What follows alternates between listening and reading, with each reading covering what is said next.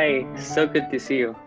Hi, Tony. My guest today is Tony Siqi Yun. Whose phone is that? Who's going to be coming to Vancouver to play for us on October the 24th, right? Yes, Tony, have you been to Vancouver before? I did, but when I was like 3, so I really don't have a memory of the city. But I know it's a beautiful city, so I really can't wait to visit. Yes, it is a beautiful city, actually, but it's not usually so beautiful in October. Oh, really? Yeah. I mean, well, it rains a lot. I mean, I'll be coming from New York, where it'll be pretty cold by then. So I feel like I feel like Vancouver will be okay in October. Tony, what I'm hoping to do with this little chat with you is kind of fill in the stuff that normally goes in the program bios, and which is usually all the same and quite boring, but I didn't. Right. So I know that you were born in Toronto. And did you actually grow up and live in Toronto? Yeah, I was born there, and I have a sister as well, and we lived there with my family for a few years, and then I moved back to Beijing with my entire family, my sister, my parents, and I stayed in Toronto for a few years, 4 years I think, before I went away. And then from Beijing, you went to Juilliard to study. Yes, from Beijing, I came here at Juilliard when I was like 14. Oh. Yeah, so it's been how many years now?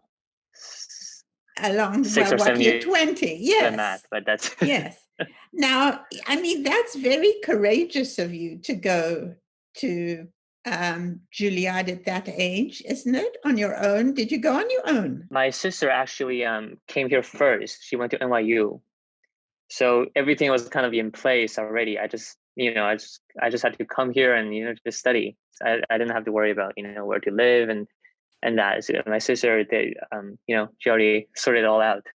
And what did she come to study? Oh, she came to NYU and she studied music business and politics.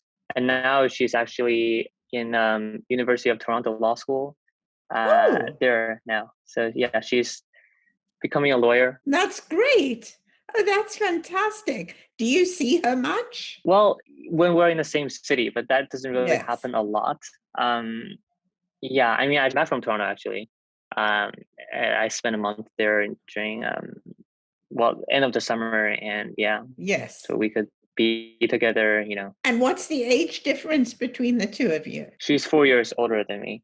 Ah, okay. Yeah. Okay. So first of all, I have a question for you. I see that it says that you have 2 teachers at Juilliard, Matti Raekallio and Kaplinsky. How does that work? Well, so like what we call here at Juilliard is like a split studio where you have basically bi-weekly lesson with each teacher. Matti is actually not here physically in the US. He's in Finland for a year and he's coming back next year. So with Matti is remote. And we do kind of on a Steinway Spurio kind of piano where yes. Yeah, so we can it's still live and he can still hear it not from Zoom but with an actual piano. Where's the Spurio? This one at Juilliard? Yeah, this one is actually Yamaha Disclavier, and we also have the Spurio R. So you can just we at first it's kind of weird because you're just somehow just playing and knowing that Matti in Finland is hearing it, but now we're all getting used to it, and it's working out pretty well. Tell me, but can a Yamaha Disclavier talk to a Spurio? I don't think so. I don't, because I think they only talk to each other. So when you're sitting and playing on the Spurio, and what size is the Spurio that you're sitting and playing on? Well, there's a B and a D, so it's like a B and then the concert grand. They all have Spurio R, and I mean with Spurio, I mean you don't really. I mean, there's no difference between stereo and a normal piano. Yeah, so they kind of, I don't know what they did, whatever they did, but it's really, it's a, you don't feel it. You don't feel like, there's, you're playing on a stereo. It's really just a very good normal piano. So when you have these two teachers, do you study different repertoire with each of them? No. Oh. Yeah, so with two teachers, I mean, you basically work on the same repertoire, really.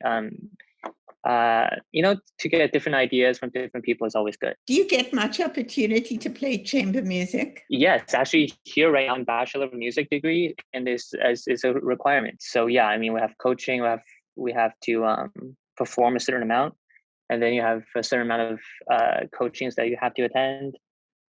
So yeah, I mean, it's good. I mean, Juilliard, everyone's, is, the quality is up there, and it's really good to work with them. Do you have a piano at home, or do you come to Juilliard to practice? I come to Juilliard to practice. I mean, it's hard to practice at home. Yes. Also with the neighbors, you can, Wow. if you want to practice, say Rachmaninoff or Prokofiev, they go crazy. Tony, to tell your program that you've chosen. Tell me why you chose this program. It's a very personal program. Every single piece, every single note of this program, I absolutely adore. The first half, I opened the first half with Bach, Busoni, Chacon. Right. And in the violin repertoire, this is probably one of the heaviest repertoire in violin. And the same applies to piano. This is a big work, and especially a big work to open a recital with. It can be risky sometimes, but I think it's really worth the risk, because this is from the very first note, from the very first D minor chord, you take the audience with you and yourself. This is your first note you play, and you're kind of in the you already started the journey from the very first note. And the first half is really a journey of, I see it as a fate, and with Chacon, the idea of never ending, it always keeps going, no matter what, right? You have some places in the piece you feel like is an ending, but the music forces you to keep going. You don't have the time to relax. Right. And that's just like fate, there's nothing you can do about it. There's, no matter what we want, in life, it just happens, and there's nothing you can do, nothing you can, alter. So it really pushes you. And this is the Chacon. It's really a, you have the emotion of suffering, and the emotion of hope sometimes, and the emotion of desperation, all kinds of emotions that we experience in the pandemic. There's hope, and then we're like back where we were, and then there's hope again, and the piece ends with the same chord, D minor chord, that we started with. So there's definitely a lot of suffering and pain involved in the first piece. And then we go to the second piece, which is also by Bach Busoni, and is one of the chorale preludes, number 5. And you shift from this dystopia of Chacon to, the title of the chorale prelude is "I Call on Thee, Lord." Right? It's this, you have the spiritual world where you either pray, or also as the pandemic, what we did to make ourselves feel better. And yes, that's a transition into the Beethoven Pastoral, which again, from the very beginning, you have the repeated bass note of Re, basically repeating throughout the first movement. And that is fate again. But then this time, you have this melody coming up, right hand, and it takes you step by step to this victorious, or triumphant way of ending. So this really, the first half is really a journey from this painful realm, to this, Yes. we're out, we're victorious, we come out victorious. That's wonderful. And then, you know what I noticed, by the way? Well, and then you're playing the Wagner Liszt, March to the Holy Grail. Yes, in the second half. Yes. And then I just learned something. I looked up, you're doing the Agosti transcription of the Firebird. And I just looked, I mean, I knew that Agosti was a pianist, but I thought before I talked to you, I should look him up. And I discovered two amazing things. That there were two, so he was a student of Busoni's, first of all, and he had several students, and they're listed in Wikipedia. And two of those students I have a connection with. One was Maria Tipo, the Italian pianist, and she came here and played for us many years ago. And she was also the teacher of two pianists who played on our series. Oh, wow. And then the other one she taught was a South African pianist who's no longer with us, but who was at the College of Music in Cape Town when I was there. And his name was Jonty Solomon. Pretty appropriate piece to play then, to especially end the program. Yes, I love the way I get exactly what you say about the first chord of that Bach Chaconne, that, it hits you straight away. Yes. I remember once, there's another piece that you need to be prepared to, I guess it's so hard to talk about the beginnings and the ends of music, because the silence, hopefully before and after, is just as much a part of the music as the music itself.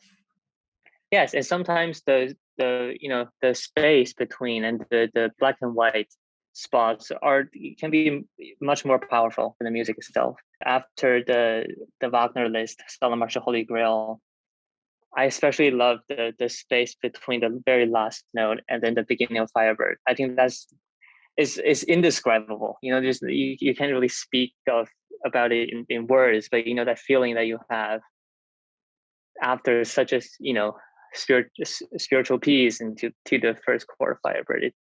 The space between them is just as powerful, if not more. I think for me personally, and I would imagine for our viewers and your listeners, what you've been explaining about the program it's just so much more wonderful than words that you read on pages, because it makes it much more personal and much more in the moment. And recite concerts are very personal things, aren't they? Yes, and I think doing interviews like this, I think it works much better than I personally love talking to my audience before I play. Wonderful. Yeah, for them also to get to know me, and also for me to kind of express the way I know these pieces, and my way of my train of thoughts, and and all that. So I always want to talk to them, and then you can't really do that when you walk on stage. That's something that you can't really do. So I was talking to my teacher that this doing something like this before a concert really is amazing. I think that's absolutely wonderful. And hello, the rest of my team at the VRS. Remember, we need a microphone for the stage for Tony. And the audiences love it. Not all musicians feel comfortable doing it, but for those who do, it brings you in. It makes it so much more intimate and inviting. Yeah, sometimes I understand when we don't really want to talk about it, because there's just so much that you want to talk about, and then if you talk, you don't want to miss out important things, but then you always do. You always miss out this some important things that you want to say, and then you're afraid that people are not going to feel it. But I think this is a good thing to do, at least to get to know the artist, the pieces. So I guess you realize that, well, you don't, maybe your management hasn't told you yet, and that in Vancouver at the moment, we're only allowed 50% capacity in the hall. Mm-hmm. So you will have some empty seats there. Yeah. We could put teddy bears in the seats if it'll make you. Yes. Yeah. Only if there's money left over in the budget, I'll buy a whole lot. I think they're going to kill me. I think, I mean, at this point, still, we're not fully out of the pandemic. So I think as artists, as long as we can play for some people, it's exactly wonderful. Yes. We've been playing for ourselves in our living room for a year now. Exactly. So now the piano competition in China that you won, was it 2 years? It was 2018 or no, 2019. 2019. That was two years ago. Yes. 2 years. Yeah. I mean, that was really just before the pandemic started, wasn't it? Yes. That was in May. And the pandemic kind of started. I mean, just 6 months later, and everything stopped. Yes. So that must have affected your career to a certain extent. Yes. I mean, for this recital, I was supposed to play. Yes, I think last year, March. Right? Yes. Last March. Yeah. It's very frustrating, for any artist. And for me, it's just, you come out of the competition and then suddenly everything stops. The other side of things, and I don't know this, there doesn't seem to be a happy medium, but I sometimes hear about young musicians who win competitions and then suddenly they have 5,000 million dates on their hands. And that can be pretty stressful as well. Yes. And for that, it really depends on like your age. Say if you're 27, 28, I think that's a good time to start with a lot of dates if you're prepared. For me, when my birthday was in April. So when I won the competition, I just turned 18. And if suddenly I have everything happening, I don't think that's a good thing either, just because I was so young at the time. So, in a way, maybe this pandemic helped me to improve myself as well, to prepare for later better, instead of just giving everything too early and then, Yes. So after you won that competition, did you come back to New York? Yes, because my final, I was in high school, and my finals started on the second day I came back here. All the finals, and then I had to do things for college.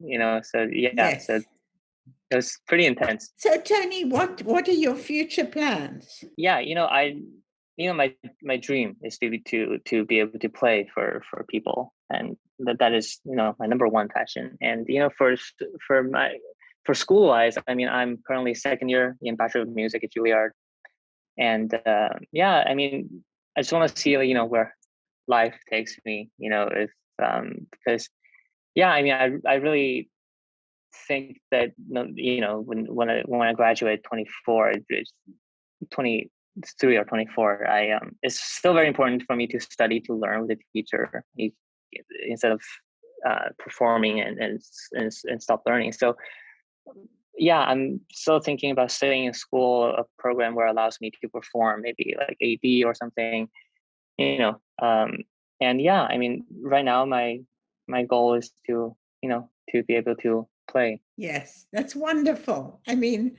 that's what should be driving you. And it's fantastic to hear that. Yeah. All right. Look after yourself. Thank you for your time. And I'll be waiting for you at the airport in Vancouver when you get here. Cannot wait to be there. Fly safely. So okay. Thank bye, you. Tony. I'll see you next month. Okay. Bye. Bye.